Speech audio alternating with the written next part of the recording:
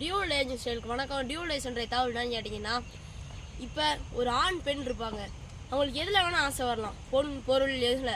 ஒருவேளை இப்போ ஆணாக இருந்தாங்கன்னா அவங்களுக்கு கார் வாங்கணும், பைக் வாங்கணும், ஒரு வீடு வாங்கணும், அப்போ நிறைய ஆசை வரலாம். ஒரு பெண்ணாக தான் நகை வாங்கணும், எங்கேயாச்சும் போகணும் வரணும், ட்ரெஸ்ஸு வாங்கணும், அப்படின்னு அவங்களுக்கு நிறைய ஆசை வரலாம்.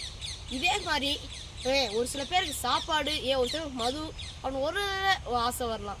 ஆனால் ஏன் நீங்கள் பெற்றவங்களை மதிக்க மாட்டீங்க? பெற்றோர்கள் உங்களுக்காகவே வாழ்கிறாங்க. அவங்க வாழ்க்கையை படித்து வளர்ந்து உங்களுக்காகவே நீங்கள் பிறந்த அப்புறம் உங்களுக்கு என்ன பண்ணலான்னு அடுத்தடுத்து யோசித்து உங்களை வச்சு பார்த்துட்டு இருக்காங்க. ஒரு தாய் உங்களை 10 மாதம் வயிற்றில் சுமப்பாங்க. ஒரு தந்தை அவங்க தலையில் வாழ்க்கை முழுக்க சுமப்பார். இதே மாதிரி தான்.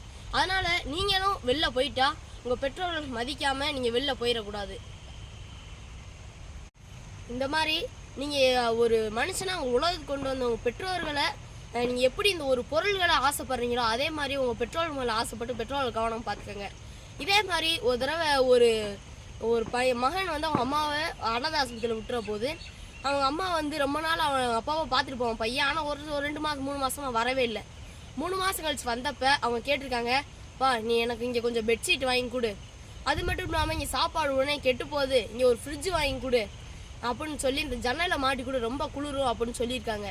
எதுக்குமா நான் இங்கே இது பண்ணுறேம்மா எதுக்கான்னு கேட்டப்ப, நீ வளர்ந்து இங்கே அனாதை ஆஸ்பத்திரியில் விட்டுட்ட, உன் பையன் பிறந்த போகிறோம், உன் பையன் இந்த அனாதை ஆஸ்பத்திரியில் விட்டா நீ கஷ்டப்படக்கூடாது அப்படின்னு சொல்லியிருக்காங்க. இது மாதிரி தான் பெற்றோர்கள் பாசம். அதனால் இந்த தந்தை பெற்றோரை அம்மாவை மதிக்க கற்றுக்கங்க. எனவே இனிய காலை வணக்கம் வணக்கம் வணக்கம்.